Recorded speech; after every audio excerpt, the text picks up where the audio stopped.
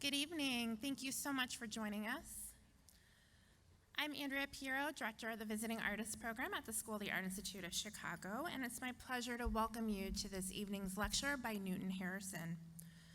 Each year, SAIC's Visiting Artists Program hosts presentations by some of today's most compelling thinkers and makers to foster a greater understanding and appreciation of contemporary art and culture. Throughout its history, the program has served as a critical resource and inspiration for our community. And tonight, we are honored to have Newton Harrison become a part of a rich history of distinguished guests who have spoken at the school. Tonight's program is presented in partnership with SAIC's Conversations in Art and Science series. Under the leadership of President Emeritus Walter Massey, the Conversations in Art and Science series launched in 2011 as a forum for exploring interdisciplinary and critical perspectives on art, science, design, and technology. And I would like to thank the faculty who have been active in the Art and Science Advisory Group, as well as the Department of Liberal Arts. At the end of Newton's talk, we'll take about 4 questions from the audience before the program concludes by 7:30. Please raise your hand if you have a question, and our staff will circulate a microphone for your use. We ask that if you're posing a question to please stand, share your name, and to keep your question concise. So thank you again for joining us tonight to welcome Newton Harrison to SAIC. I would now like to invite to the podium Claire Pentecost, professor in the Department of Photography, to introduce Newton Harrison. Thank you.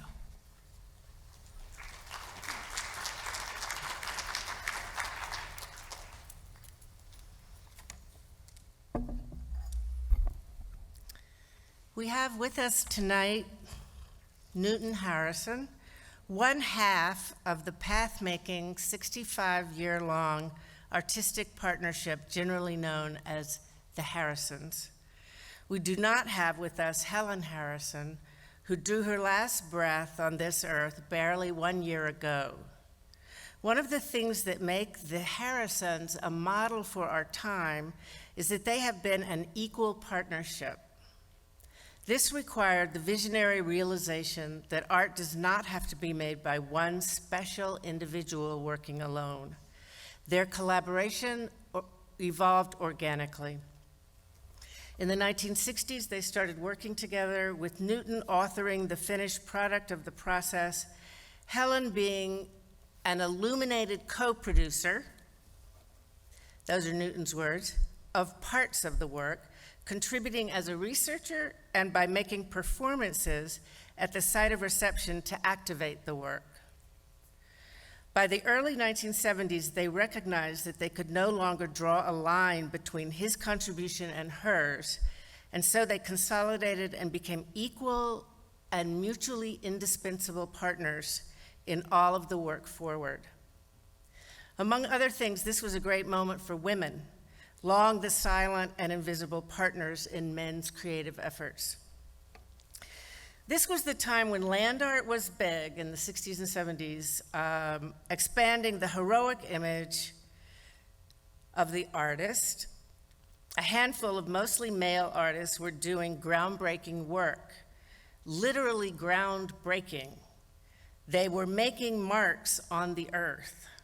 Asphalt rundown, double negative, spiral jetty, rodent crater, earthworks brilliant and innovative on the terms of the art, but mostly fairly tone-deaf in regard to ecosystems. The Harrisons they forged a different path. Very early in their partnership, they made a commitment to only make work that benefited the ecosystem, the nested ecosystems that constitute the living surface of our planet. For an artist to make a commitment to something larger than their own career was a radical move in a culture of competition and careerist assumptions. In the early 70s, their work was about urban farming. They constructed fish farms, portable orchards, flat pastures in such places as the Hayward Gallery in London, and the new National Gallery in Berlin, the Houston Museum of Contemporary Art, the Los Angeles Museum of Contemporary Art, and various university galleries. Agriculture. It's hard to believe now, but at that time, no one was looking at agriculture through the lens of art. Their single exhibitions or large-scale installations are too many to enumerate here. Internationally, they have presented their work in 2 Venice Biennales, 2 Sao Paulo Biennales, Documenta 8, the Museums of Modern Art in Chicago, San Francisco, Bonn, Aachen, Toulouse, Ljubljana, the Museum of the Revolution in Zagreb, as well as Kasteel Groeneveld in Holland. Their work took second prize at the Nagoya Biennale in 1991 in Japan. They received the Groeneveld Award for doing the most significant work of the year for the Dutch landscape in Holland in 2002. Their gallery representation has been with Ronald Feldman Arts from 1974 to the present. Really, if you decide to go online and read their resume, you will get carpal tunnel syndrome from scrolling. In 1967, they began teaching at the University of California in San Diego, where Newton was instrumental in setting up the art department.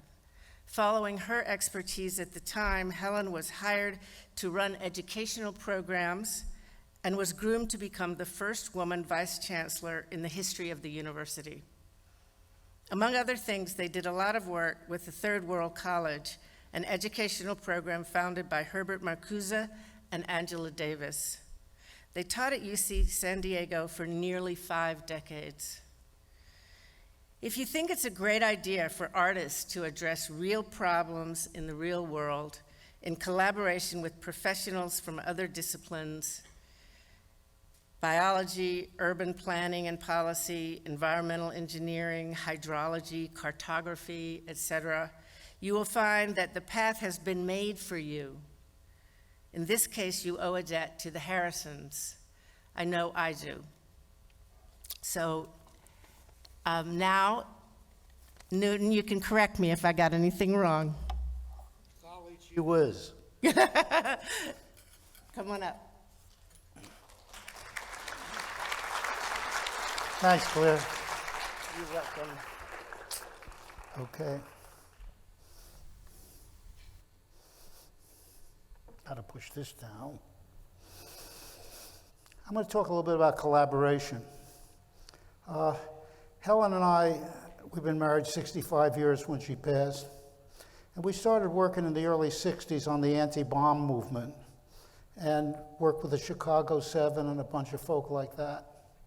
The issue was strontium-90 in mother's milk, and she helped set up the Mother's March on Washington, where Kennedy stopped testing, above ground anyway. And so we've worked together in many, many different ways. And only in 1970 did we decide, after having 4 kids and helping them grow up, no mean fast, I must tell you. They're in their 60s now. We decided 2 things. One, we would only work, as Claire said, for the ecosystem. And the other thing, we decided we better live a long time, because not many people are going to listen to us. And by golly, we reinvented urban farming, which the real issue was, can you invent something that can be grown in the city that would be a balanced diet? And we've been misunderstood ever since, until recently. So we got famous for being peculiar. We didn't get famous or well known for the ecology. I remember one story. Our fish farm was so extraordinary that Ileana Sonnabend and Leo Castelli decided to take it on and take us on. It's 1973 or 2, and happily we're all of a sudden hot stuff. And then they find out, Ileana, we meet them and we say, do you really want us? We're not going to do Vito Acconci under a ramp and shock everybody. We're really interested in the ecology, and they fired us. So that was an interesting experience. Then we're at Joseph Boyce's coyote work, and Ronnie Feldman comes over and says, I've just taken on Bucky Fuller and Joseph Boyce. You want to come in our gallery? We said yes, and that's that. So we've been working at this one way or another forever. Helen passed a year ago, but her voice is in the work. Our most recent work for the last 8 or 9 years has been what we call counter-extinction work. But I'll begin with the beginning. I think I got to push a button somewhere. Oh yeah, here. Yes. In 1979, 40 years ago, we made this map. We'd been studying what was going to happen from a point of view of global warming for 5 or 6 years, and we decided the oceans were going to rise, and so we made a map of it. And then we asked, what are the implications of this map? Take a look. First, our research said it was going to raise, waters will raise maybe 300 feet. So we drew a line at the 300-foot level, and that's what came up. Later, 35 years later, we found out we were wrong. It was only going to rise up 278 feet. Well, mistakes are made, mostly trivial. So I thought I'd read you the text because we decided not to be discursive. That is to say, we're going to write in poetry. Why? Or we're going to use the poetic form. I advise you to consider this. The poetic form is a form of condensation, where you can condense a vast amount of information in a short form, if you handle it right, to wit. And the waters will rise slowly, at the boundary, at the edge, redrawing the boundary continually, moment by moment, all over, all together, all at once. It's a graceful drawing and redrawing this response to the millennia of the making of fire. And over time, gracefully, these rising tides will flow up every river that once flowed down to the sea, and flow up. Each freshwater tongue will withdraw before the advance of the salt, up the St. Lawrence, the Columbia, the Amazon, the White Nile and the Blue, the Volga, the Don, the Danube, the Thames, the Seine, the Loire, the Rhone, the Rhine, the Garonne, the Ganges, the Congo, the Tigris and Euphrates, the Yellow, the Irrawaddy, the Lena, the Potomac, the Snake, and all rivers, named and unnamed, and the floodplains that are farmed upon now and lived upon will become marshes or swamps or bogs or beds for swollen rivers or shallow inland seas. And the tropics, they will become inhabitable. And the far north will become temperate. And corn and rice and wheat and beans and plantain and manioc and yams and all the grains and starchy roots, known and unknown, named and unnamed, will have to grow elsewhere than now.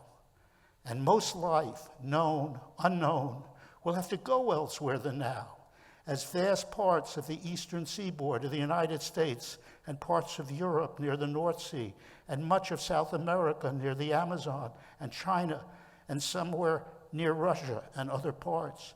And in this new beginning, this continuously re-beginning, will you feed me when my lands can no longer produce? Yes, you will feed me. And will I house you? Yes, I will, when the lands are covered with water, and together we will withdraw as the oceans rise. Now, this was written 40 years ago, and we're looking at things today, and it's happening, what we've talked about. The problem is, it doesn't look like you will help me, and it doesn't look like I will help you. And that's scary, because help is the requirement of continuing. And the requirement of continuing for all of us is what we would call counter-extinction work. Without it, think about it a minute.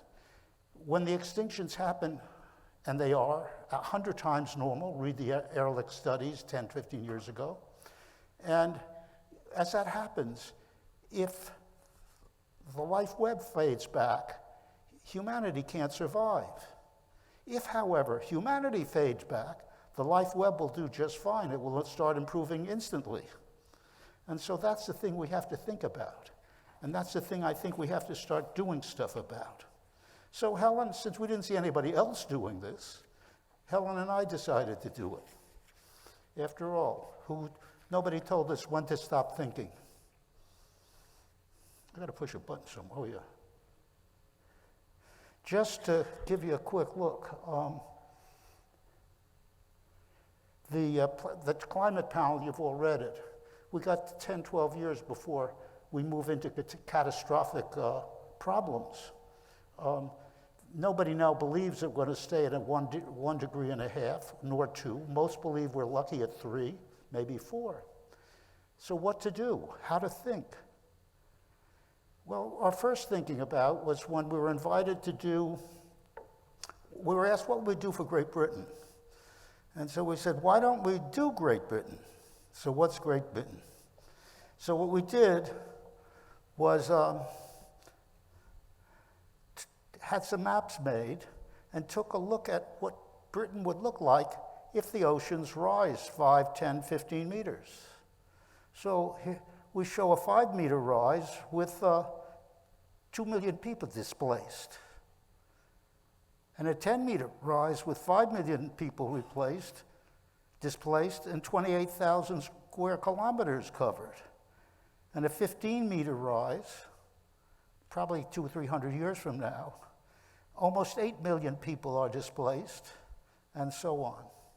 So, how to make people aware of such a notion, aside from hollering. So we made an installation. It was pretty well funded, to my astonishment. We made a model. This is a model of Great Britain with a bunch of lights above it and the blue waters. And what the waters do is they rise. And in the process of rising, everybody can see what will happen to their house, so that everybody then can be a planner. This didn't impress anybody that I could see, except we got some applause because of the cleverness of the model. So we decided to do a bold experiment. What can you do? Like we figured there's 250,000 people have to be replaced, have to move upward. What does moving upward look like if it's to advantage the ecosystem? Well, we started to look for, let me start differently here. We found out that about 3,000 people, 3,000 to 5,000 people, need about 3,000 or 4,000 square miles of land that's forested or meadowed or some version thereof, for the land itself to sequester the amount of carbon that 3,000 people would produce. So the first thing we did in England was put together a team with the Bristol University, and we found this piece of land up in the Pennines. And here it was, and you can see what we do with the land. The land is completely fragmented. So we posed a question, and this is the question we'll all have to face, and that is, how do we defragment the land? And so we gave it a shot. Let me see if I do this again. So the first thing we did was take a look at the land, and we found that there were only 3,000 or 4,000 people living here in a village. And so we pretended that we had command of the land.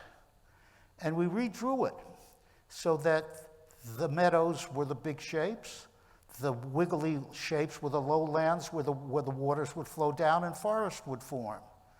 And so on the high grounds in the top, you can see the pinks, are where the marshlands will be, on the high grounds of where little would grow. And so this was our design. Now we found out that this would we asked, well, this is 27 square miles. How many 27 square mile sections are there in the Pennines that we could use, that we could argue that 250,000 people would be there? So we made, is this a red dot somewhere? So you can,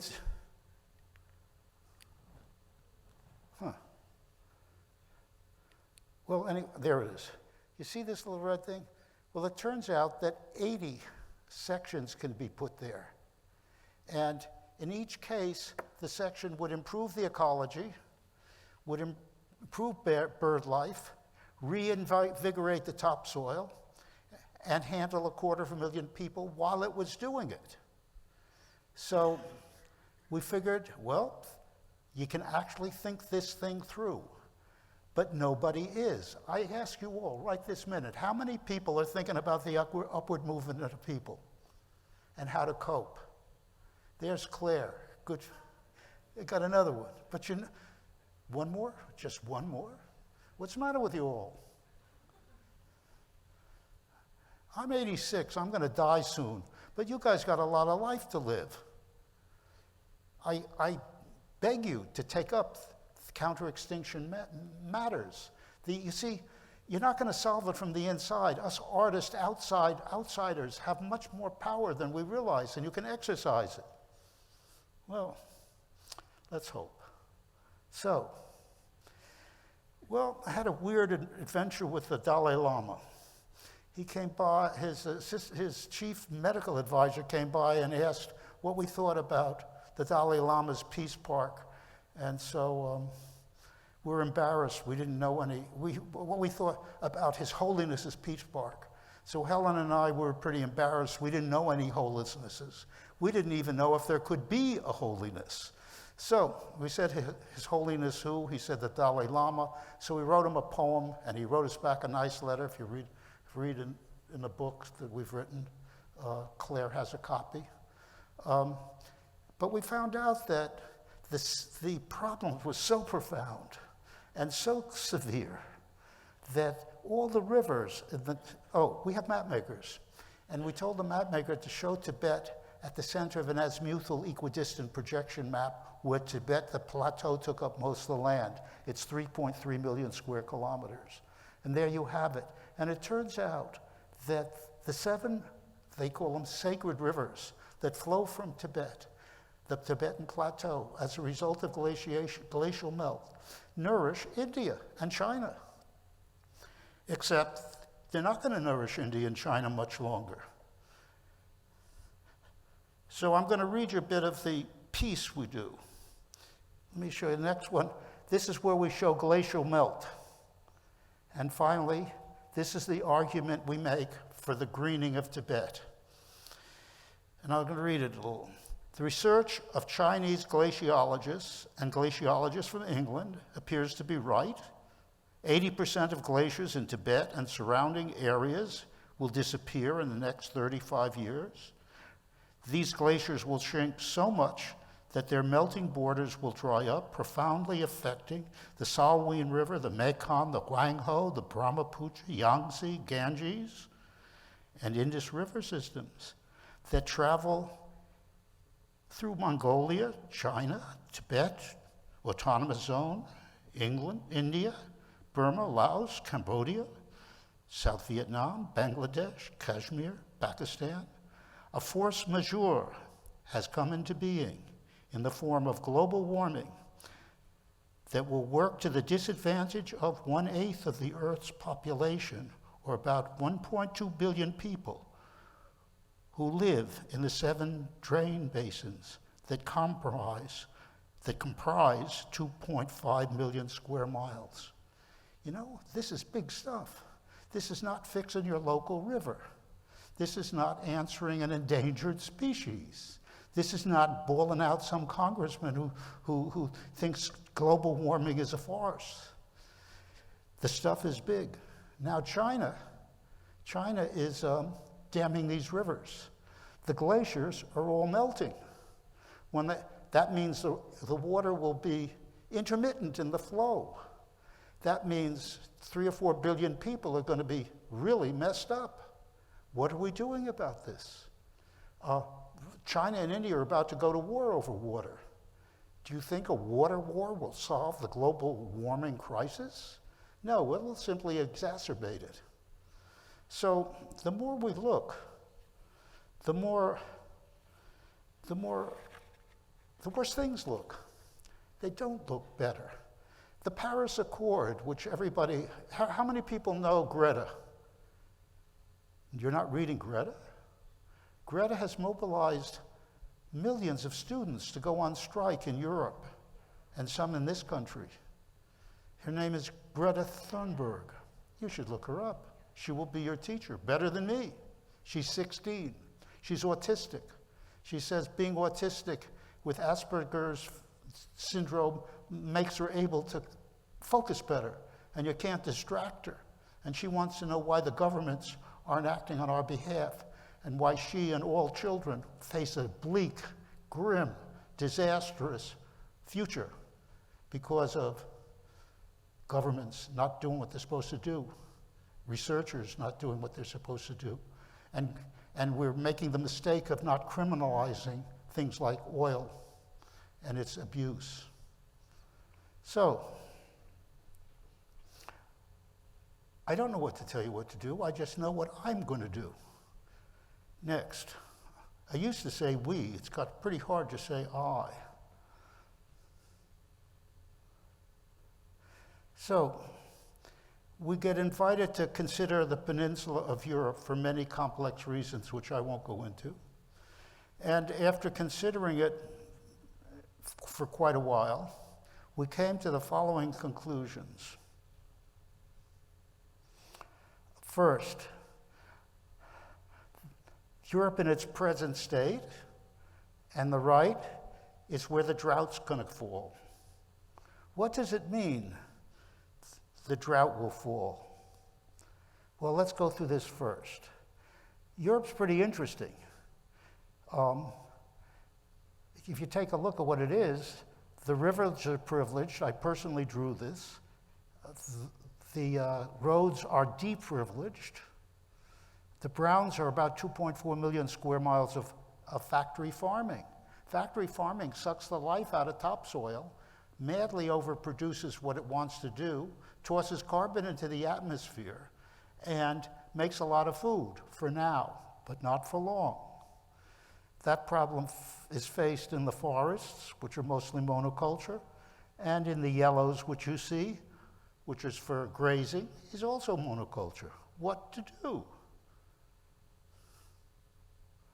Well, this is the think about it. The European Peninsula has about 450 million people, 470 going up to 500 million. Incidentally, we have a strategy. If you can't begin with big numbers and deal with them, don't deal at all. You're wasting your time. So anyway, there's 4.5 million people there. The drought will knock off at least 1 million square kilometers of food. At the same time, the oceans will rise and maybe 20, 30 million people will have to move upward. And so, as the food production shrinks, the land shrinks, the population grows, you've got to set up something like 50 to 60 years from now for civil collapse. How many people are worried about civil collapse aside from me? You all ought to be.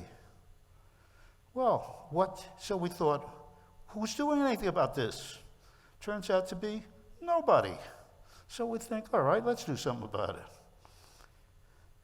Well, the first thing we do is find that out. Then about 5 years later, we restudy it.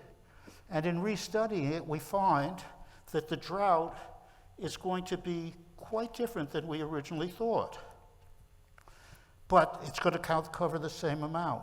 The drought, this will be drought, this will be drought, this will be drought, this will be drought, this will be drought, this will be lesser drought, but hard to produce in. This will be green, this will be green, and maybe the Russian plain will green. We don't know. So when you have something like this, what do you want to do about it? Well, in Portugal, there was an extremely dry landscape, and that this dryness is going to go all over Europe. But surprise, a group invented a water retention landscape, and that's what it looks like after spending $1 million on about a square mile. And they've literally greened, set up refarming and forestry and fishing over a square mile. It's the model for doing Europe. So we propose this. This whole show will go to Berlin, I guess it would be one of the great galleries in Berlin. And so you see this, we then make another map.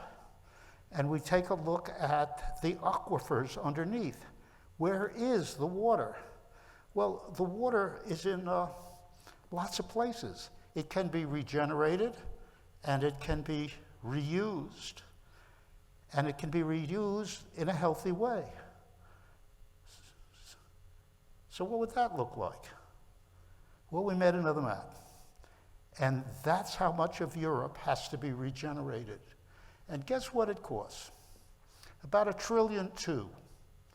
We find out now that as we talk about the regeneration of the life web, we talk in trillions of dollars.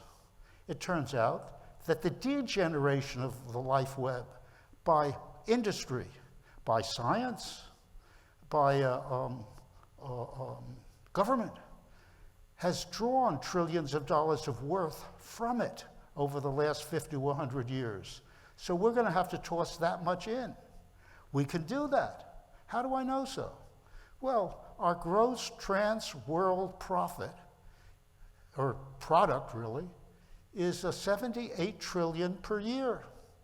And we got to spend $1 trillion or $2 a year feeding back into the life web. But I don't imagine anybody in any government is going to give up $1 trillion for any reason that doesn't have deep personal benefit from it. Therefore, maybe we should be criminalizing government. Greta certainly thinks so. So, how many people think we could criminalize government? I certainly don't. But something like this has to happen. We've got the wrong people in jail. We got pot smokers and black folk in jail who shouldn't be there. And we got Rex Tillerson types who shouldn't be out free. So be it. I'm a little pissed about this. So, we're invited to Scotland. What would we do for Scotland? We decided to make a powerful counter-distinction working with a principle we have in mind, which is you can't address things from problems. You can't just run around solving problems. You have to solve a whole number of things all at once and all together. So we give it a shot in Scotland, in a work called The Deep Wealth of Scotland. We take a swat at Adam Smith while we do it. How do we start this thing?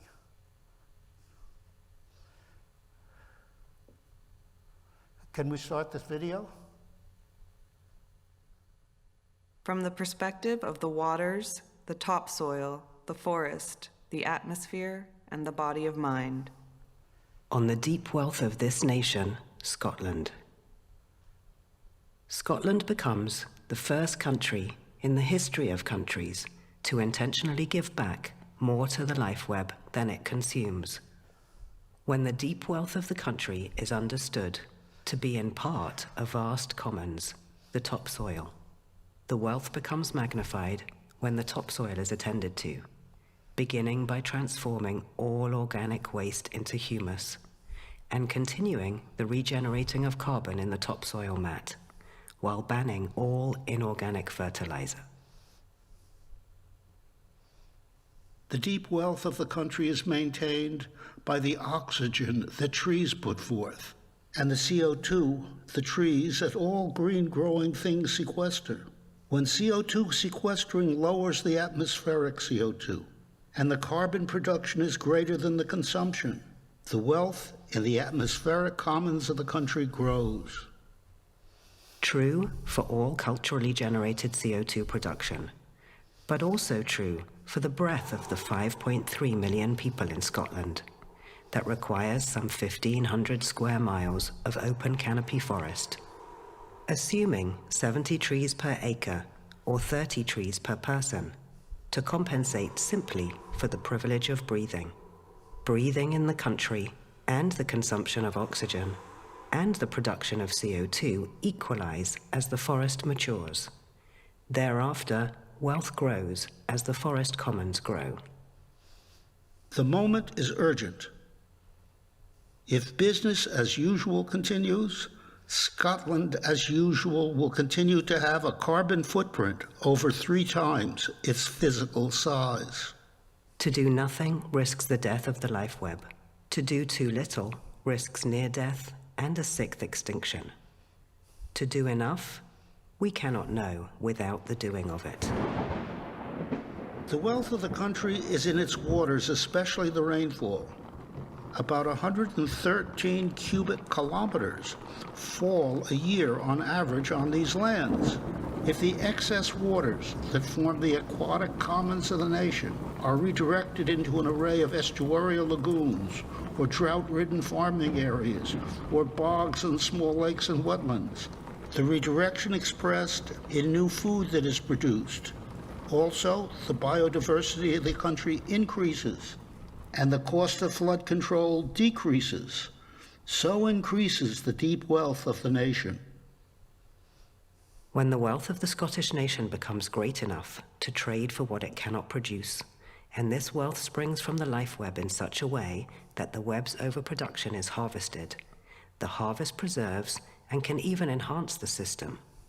It is in this way that Scotland becomes the first nation in the history of nations to generate its deep wealth ecologically, tuned to the original people's lifeways, and the delusion of an invisible hand disappears. The deep wealth of this nation can grow exponentially. When agreement is found in a majority of its 5.3 million population to gain a collective responsibility for the well-working of the life web sufficient to stimulate the web to overproduce in ways that advantage the web and advantage the human community. Scotland has this opportunity, appearing most clearly in the relationship of a modestly sized educated population to the 30,000 square miles of land variously available.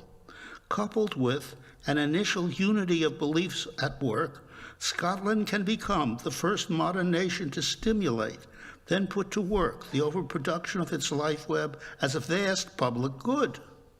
In so doing, also becoming the first people in modern history to reach an ecologically informed commons of mind, itself a mega niche among the multi-million species that nest within the great web of life. And yet the waters will rise, covering about 10% of the lands, and in so happening, the continuous land of Scotland becomes 3 islands. The upward movement of people and infrastructure annoying, yet the 5 great commons need not find it difficult to adapt.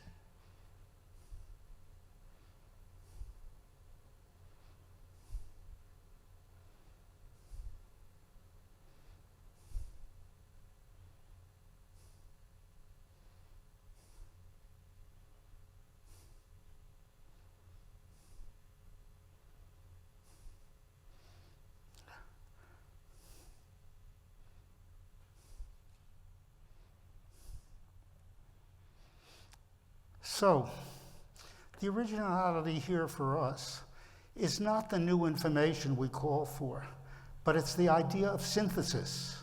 We have to give up late modernist thinking that drives science. It says that you have to solve problems problem by problem, when the solution of a problem is no guarantee that it will effectively help another problem. So we believe that a synthesis type of thinking, a whole systems type of thinking, has to come to pass. So, in our Scotland work, we discover that we have 1.2 million people in the land foraging, and they forage the forests. And they're very careful not to tell industry or anybody else about where they forage, because they protect the forest so that what they live from can continue. And so we think this is a voting bloc.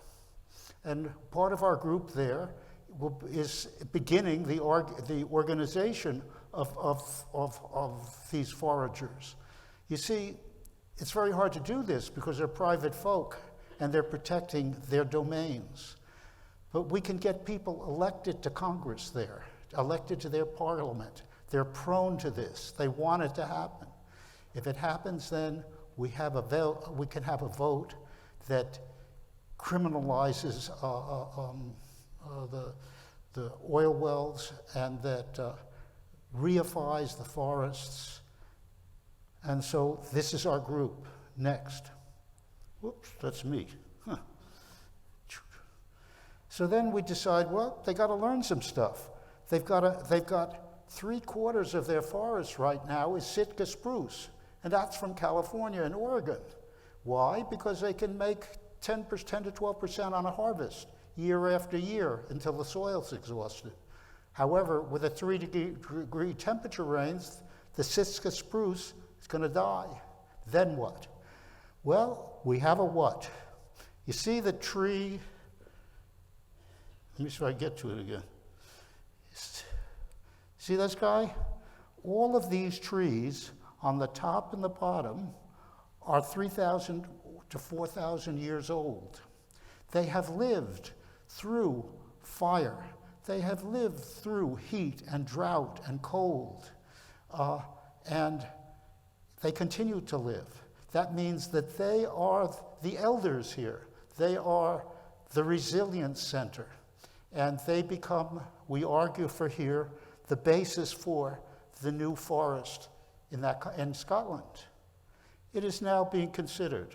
We wonder how much, but we're working on it. Then, they're farming. They've got about 1/4, maybe 1/5 of their country in 1/6 of their country in farming. This is what the farming looks like. It's monocultural. Yes, this is non-tillage farming, good farming. This is agribusiness farming, bad farming. But all farming is monoculture. And nobody seems to understand that if you have 1 million square miles of farming, we have 13 million square miles of it, you have taken out 1 million square miles of biodiversity to only grow 6 species. So our farming itself has generated what one might call its own extinction. So we find a guy named Gotch, amazing man. Let's see if I can do this again. If you look over here, on this side, that's his farming. Looks like a little, that's him. Looks like a little bit like a messed up forest. In truth, he's figured out how to produce as much as the biodiversity, as much as these guys, by using succession ecology as the model for growing things. He should be investigated. We expect to work with him in due course. And so we call for the regeneration of the farming. And we have people working there right now. But we're also doing something I call preemptive planning. We're starting to plan 50, 75 years ahead. So, since it rains a whole lot there, like many cubic kilometers, the cubic kilometers will run out of their main rivers and they will feed estuaries. And waters will rise, estuarial lagoons will form, and the estuarial lagoons will produce, we just do 5 or 6 of the watersheds, but there are like 20. And the lagoons will produce enough protein so that cattle can be reduced. Cattle are real bad as everybody knows. So that's how you think about it, all at a place, all at once and all together. We have to learn to start thinking about places and situations with and a consideration of all things, not just this solution, not just that solution, not just a little bit here. Otherwise, we're done for. I kind of think we're done for anyway. So, what do we do with small works? I mean, well, we have a metaphor that drives most of our work. How's our time? I got 5 minutes? 10 minutes? Oh my goodness. I must be talking fast. Okay, we have, what's that? 25. You're good. 25 minutes. Okay. We have a metaphor that generally drives most of our work. The metaphor in this case is every place is the story of its own becoming. What does that mean? That means that if a place, the entailments, actually we use Lakoff's formulas. The entailments from the metaphors would be that since every place is the story of its own becoming, then every place that has had a heat wave, had a dry spell, had climate shock, and recovered has the species history in it to do it over again. And if you find those species, you're not looking for endangered species, you're looking for the most resilient, the ones the most in command of themselves ecologically. And so we do a search of the, next, we get 3 Bucky Fuller domes in our Arboretum in Santa Cruz. And this is what we end up with. That's the interior of each dome. Each dome is an experiment. There are like 21 species that are found to be resilient. They are grasses, flowers, sagebrush, all kinds of stuff. We also discovered that most of the about a third of the species found are medicinal in nature, and that the local native tribes use them for arthritis and all kinds of stuff. So what we did was we had 3 domes. Dome 1 had, all domes are temperature controlled to stay at 3 degrees above normal. And each dome gets a different amount of water, since we know that the temperature will rise, but we don't know how much water will come. And so one has waters not changed, one is drought, and one is flood, is heavier rains. And this is the first planting that you're seeing. Now, if we look at it now, a couple months later, it's pretty well grown. Outside, we plant all the species that we have inside in profusion. Why? Because outside is our control. What lives outside will tell us a great deal. Also, what dies will tell us a great deal. It's a 50-year experiment. It's been funded for the first, 10 years by the, Warhol Foundation. I don't think Andy worried about such things, but they do. And so we're funded for the research for a decade. At the end of 50 years, we will have there, after we replant those that die and find more resilient ones, we will have the basic structure for a succession ecosystem that can move into the regions where things die out. And the idea here is that this grouping, put together correctly, will self-regenerate, attract other species, and therefore it won't take 1,000 years to regenerate the area, but maybe a few hundred or much less. So that's what the future gardens are about. And anybody can do this. Any botanist in any place that's a region can select the species, and any group can plant them. And any group can buy cheap greenhouses and replicate this. This is our giveaway. We're trying to get others to do it. So, let's see what else we got. The opening was successful. All openings are successful. They got to be successful. You spend a lot of money opening. Okay. This is the last work I'll talk about. We're invited to consider Venice. It was flooding. Bad news. What can you do about Venice? So our response was, there's nothing you can do about Venice. You're spending millions and millions of dollars making small blockades, but there's nothing you can do about it. So why don't we take on the Mediterranean? And that's what we do, and that's what we are doing. And let's see what I have here. Yes. So, if you take a look at the Mediterranean, you would note that over here are the countries that contribute the pollution. They're Italy, France, Spain, Greece, all that. On this side, over here is the Sahara, and not much grows here. So we start to think, what should we do? And we write a poem, and I'm going to read it to you, if I can find it.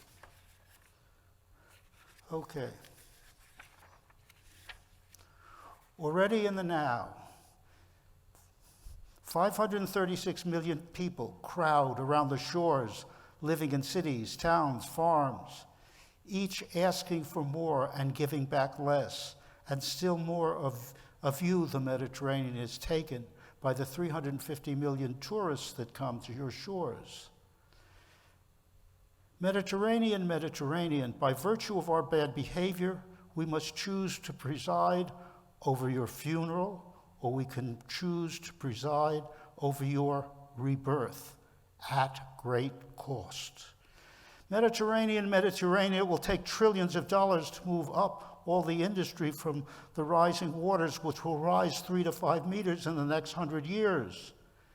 Yet on the other hand, we may refuse to spend those monies.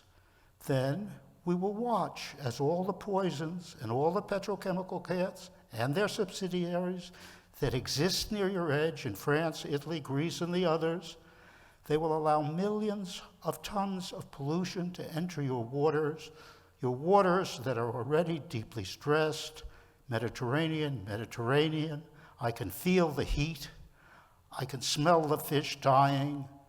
Mediterranean, Mediterranean, I'm so sorry it has come to this. Mediterranean, the question now is, will we put aside the resources to save you, or spend a greater amount by permitting your death and losing your abundance in any possible future? Already in the now, 536 million people crowd your shores.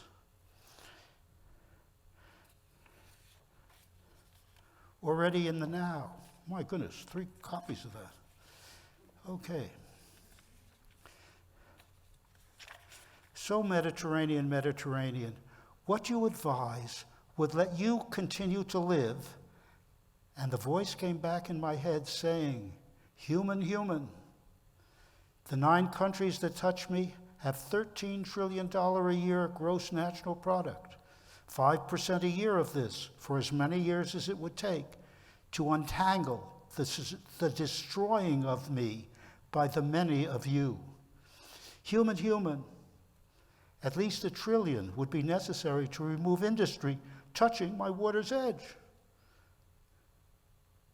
so that when oceans rise, I will not be further poisoned.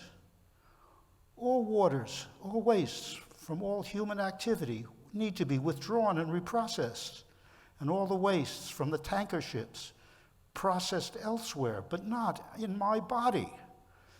Human, human, leaving oil on my surface needs to be criminalized. And human, human, fishing ceased until the larger fish beings in my community return and thrive. And human, human, the heavy metals that poison my bottom mud and many species need to be ceased. Then the untangling will have begun, and the fading life web in my body can be regenerate. If not, as you know, I will die, and over the millennia, maybe 10 to 20 million years, what return after extinctions, I will die, and you, human, will probably die and not return. So, you have it. I don't have anything more to say to you now. Do you have anything more to say to me?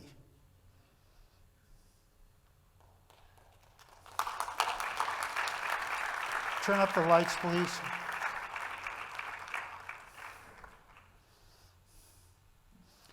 Just to complete this picture for a second, take a look what's done there.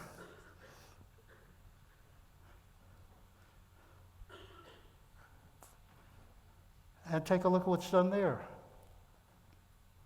It's happening every year, all the time, in great numbers. And look what's done here. Where is the help? And look what's done there. These are the cruise ships that drop millions of gallons of shit in the water every day. Look, you see, those are oil spills. The brown's the worst, but you see the blues there? The blues are the only part of the Mediterranean not covered by oil slick. How rotten that is. So going back, we make a single, simple proposal. We argue that, if I can get my button here again, we argue that the Sahara, about 1,500 miles of it, would benefit from a small pipeline from the Nile River. They use millions of acre feet in the Nile River to fertilize a little farm out here. They could use a quarter of that amount and let the pipeline go right along here to here, where it goes green again, and make oases. Oases then become the basis for the regeneration of that edge of the Mediterranean and reduce the desertification that is leaping over the Mediterranean and affecting these countries here. So again, do you have any questions for me? Yes, speak. Give her the mic. Hi. Oh, do you mind if I go first? Okay. Hi, I'm Katie. Thank you for your lecture. Could you come over and translate? I can't make out what she's saying. Can you understand what I'm saying? What's she Okay. saying? My question is, I noticed that a lot of the works that you showed us tonight are focused on a specific geographic area in the global north in the US and Europe. And I was wondering how your strategies and tactics align with areas in the global south that are seeing more of the effects of processes like global warming and sea level rise. So what are your thoughts on the global south? On global what? The global south, The global south. yeah, in terms of climate change. The tropics, I think, will become uninhabitable. We've done a fair amount in Sri Lanka, and I think people will have to leave there. We've worked there a lot. You see, I think the movement of first, I think we're in danger of dying from many things. I don't think 9 billion people will survive.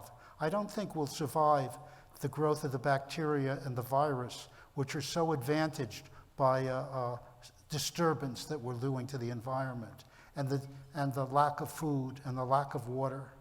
I think we're heading for our own, if not extinction, at least dramatic reduction. However, what would one do? Well, you can see what will happen. What would you do? You could put me to work if you could figure out a smart enough way.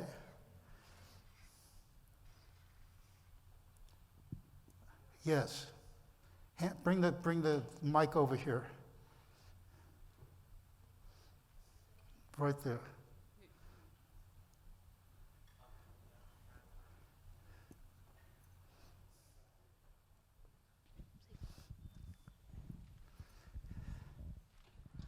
So, my name is Brian Holmes, and first of all, thank you for your presentation.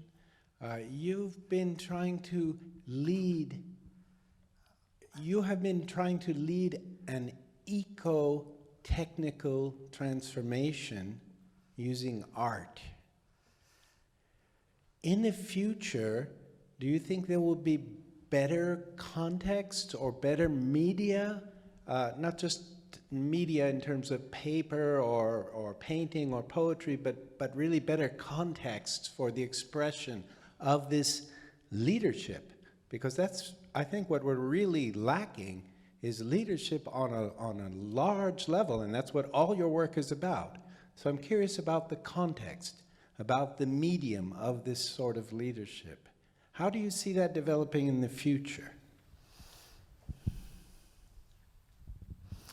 You know, I'm comfortable in the sciences, and I would have been an okay scientist, I'm pretty sure.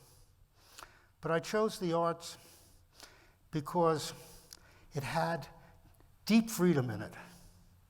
And I could proceed with indebtedness to no one, except to a little bit to Heraclitus, some to St. Francis, a titch to Jesus, much more to Buddha. I could, oh yes, and Beethoven could be my teacher, particularly his last quartets, which are a discourse on death itself, in my opinion. So I think that the artist can choose the masters that they will learn from and maybe even become. But you can't do that in other fields. You got a whole bunch of stuff in your silo telling you what you can and can't do.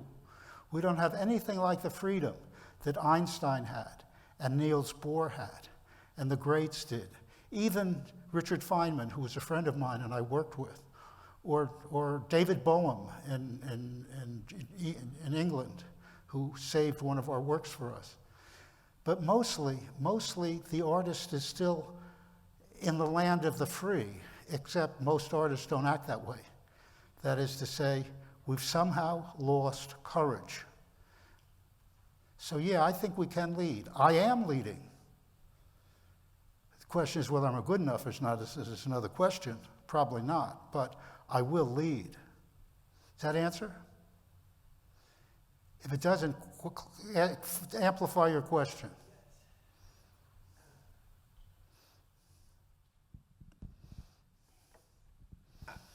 I think that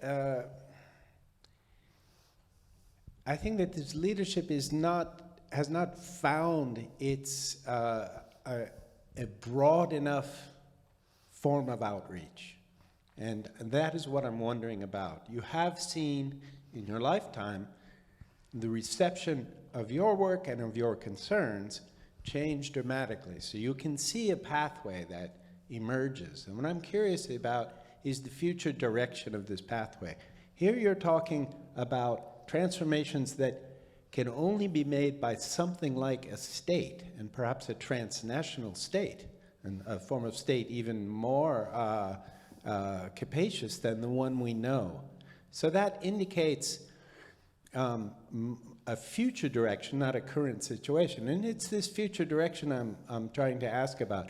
How do you foresee the role for this visionary ecotechnics expanding, and along which pathways do you think it has the best chances to actually make a difference?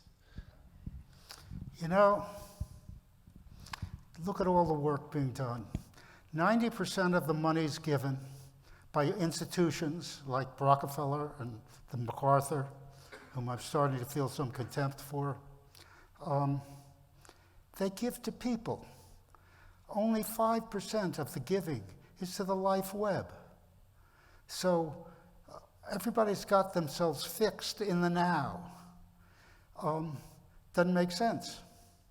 The minute you start deeply funding, and people don't have, like me, don't have to work on a shoestring. We're funded by a foundation for about $150,000 a year, and the university gives us another 30 to 50. And so it's not a lot of money, but it lets us hire 3 people half-time, and we're doing what you can see. And it's successful within its frame. I think we have to move forward in this way. I don't think anybody can successfully ask, well, how are you going to move out of the now? But I think you can think about it and move out of the now, and not lay it on some other person like me, or Greta Thunberg, or 10 other children. Who else? Over there. Hi, my name is Kate. Thank you for Could you come over for your work. translate I for can me? speak slowly. Okay. You began by talking about collaboration, and I was wondering if you could talk a little bit more about that process. You just referenced the 3 employees that you work with part-time. Could you talk a little bit about who you work with and what the process is like in working on these projects? Oh, you gotta help me out here, I can't hear. She wants you to talk about collaboration and who you work with and the process of making a body of work. Well, I really like collaborating with my wife. Helen was smarter than me, and I was smarter than her. And I could do stuff she couldn't do, and she could do stuff I couldn't do. And when we'd get up and talk and give a talk to a group, when I'd run out of steam, she could spot it and step in. When she'd become silent, I'd say, "Do you want me to step in?" And she'd say, "No." And then she would speak. Finally, one of the things you did was play. I got to talk about play a little bit. I like these big numbers, but I'm always off maybe 5%. Helen had a steel trap mind, so she was right on with numbers. So whenever I would be wrong, she would correct me. So after the 3rd correction in any talk, I would turn around and face the audience, and I would say, "She always corrects me. You'd think I'd be correct already." And then they'd look at Helen, and her head would shake, and she would say, "Not yet." What I'm getting to is that when you form a group, you have to care for each other. You're in collaboration. You're in a high-risk operation. So we now have a small group. It's called the Center for the Study of the Force Majeure. The force majeure we define as a force of we snitched the legal term, and we define it as a force of our own generation.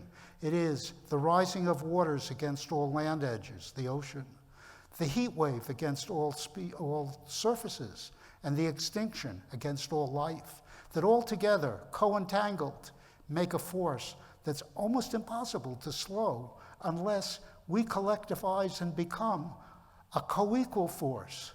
And that's why our book is entitled, entitled The Force Majeure. After 45 years of thinking, a counterforce is on the horizon. We have a question whether such counterforce will stay on the horizon or not, and whether we will survive or not.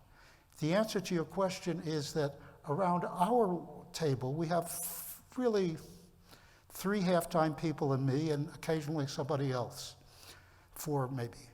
And we've given up leadership. What we do is we sit around a table, and each one has chosen what we call an ennobling problem. And the ennobling problem is such that it ennobles the person that takes it on and the environment it addresses. For instance, one of us has taken on desertification globally, not bits and pieces, not large strips like China against the Gobi, but rather what systemically has generated increasing desertification. And if it is ourselves, that has to be known much more clearly, and the culprits criminalized as potential murderers. So, the other thing about our group is that the creativity in any particular work at any particular moment is the leader of us.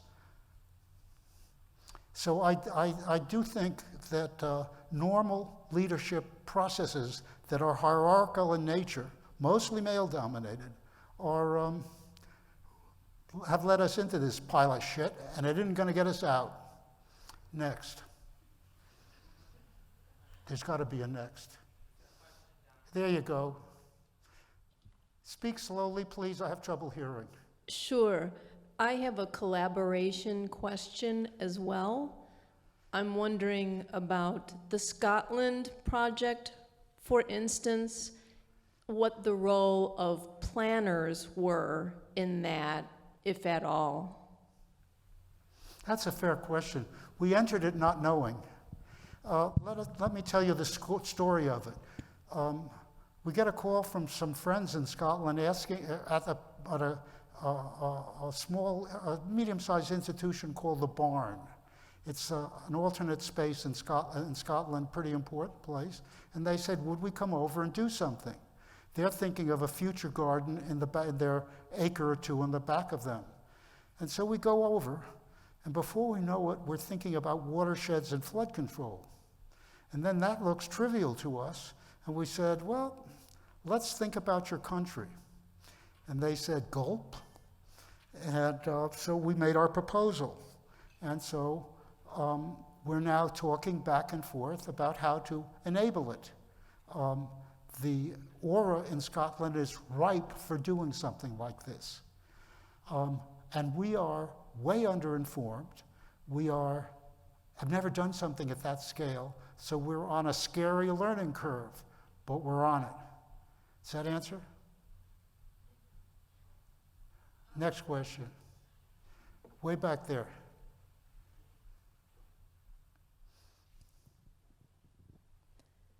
Hi, I'm Lale. Thank you. Knowing that you have been working on the topic for many years and understanding that the issues of climate change is getting bigger and worse every day, and knowing that the human population keeps growing tremendously, the culture of consumption is getting worse, even in third world countries. I was wondering, you as an artist, how have you dealt with the frustration and people of not understanding you?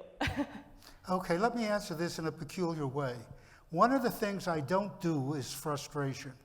It's a waste of energy. I consider that failing 90% of the time and succeeding 10 is a pretty good average, and that's as good as we get. I think that as catastrophe comes along and gets more and more,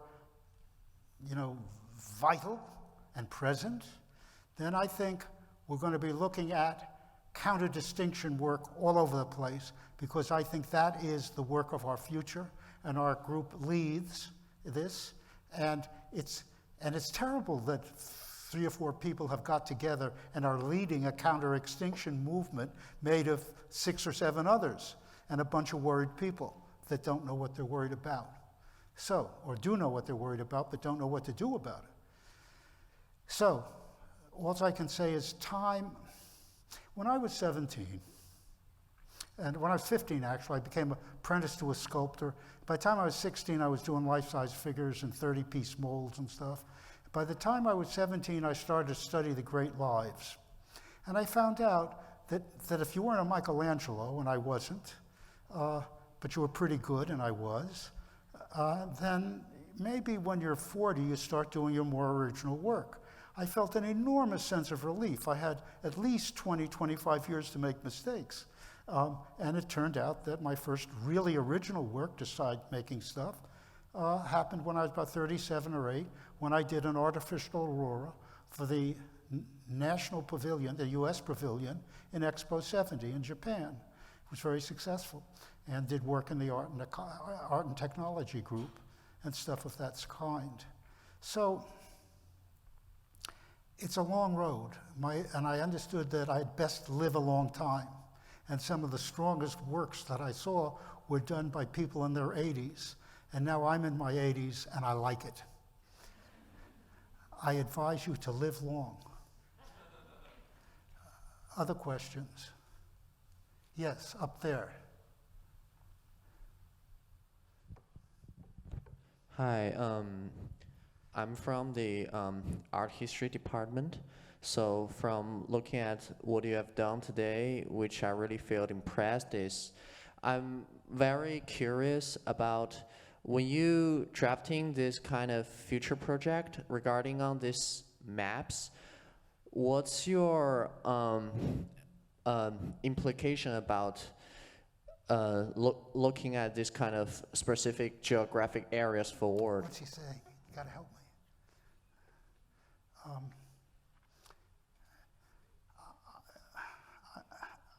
I have trouble with my hearing. That's okay. Can you restate the question? Oh, sure.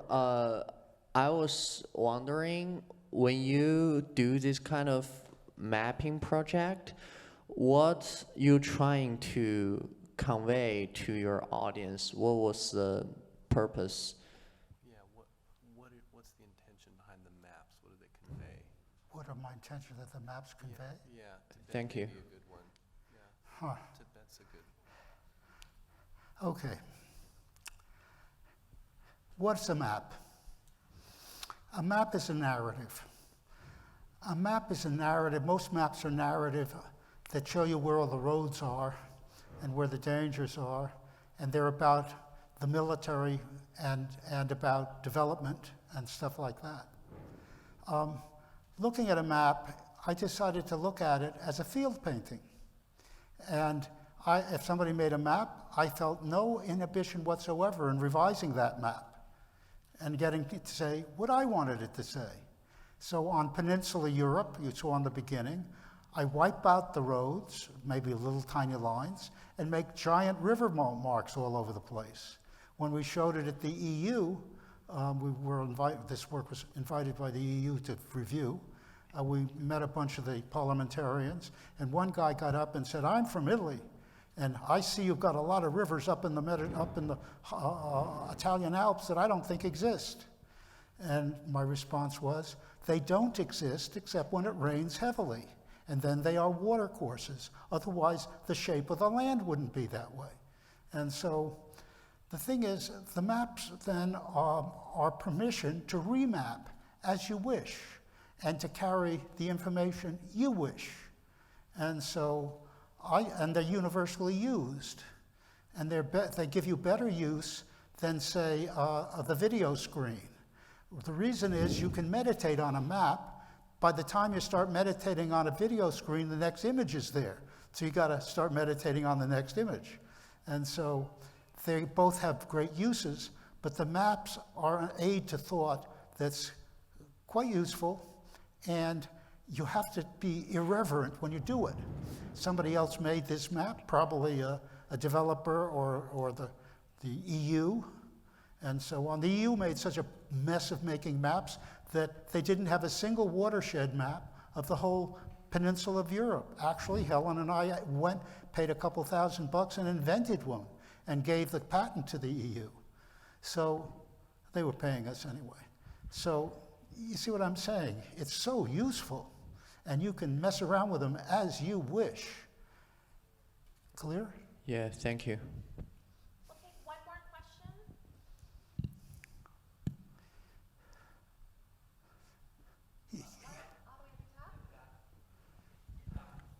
Hi. I just graduated from architecture, and I'm trying to figure out what to do. I really think that the ecological development of the world is kind of headed towards a catastrophe, like you said. And I was wondering what you recommend in terms of studying to kind of cope and learn along with ways of prevention. There is no counter-extinction discourse. There is no, that I know of, there's only, the worst you've got is people like Paul Ehrlich and his team, which make clear that extinction's on us. But there's nobody, we have to, our group will invent some of the first counter-extinction publications. And it's bizarre that this is happening. The denial is shocking. Thanks. See you all.